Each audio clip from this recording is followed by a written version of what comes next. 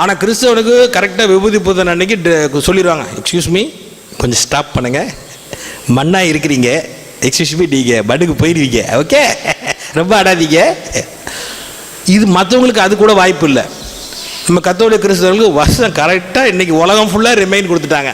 இன்று மட்டும்தான் உலகத்தில் நீ செத்து போயிடுவ ஆடாதங்கிறத நிறைவுபடுத்துகிற ஒரே நாள் இன்னைக்கு தான், வேற எங்கேயும் யாரும் சொல்றதில்லை.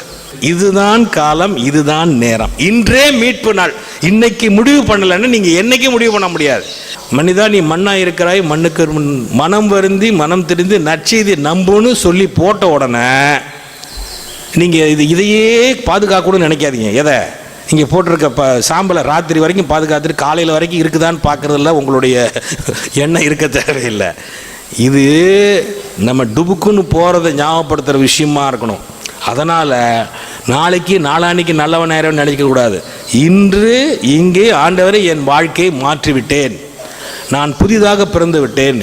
இந்த ஓலையை எரிச்சாச்சு, அடுத்து தளிர்க்கணும். ஓலை எரிஞ்சிருச்சு, நமது வாழ்வு தளிர்க்கணும். இதுவரைக்கும் செஞ்சதை நிறுத்தணும், இனி புதுசா நல்லவைகளை தொடங்கணும். ஏனென்றால் இதுதான் காலம், இதுதான் நேரம், இன்றே மீட்பு நாள். ஆமென்.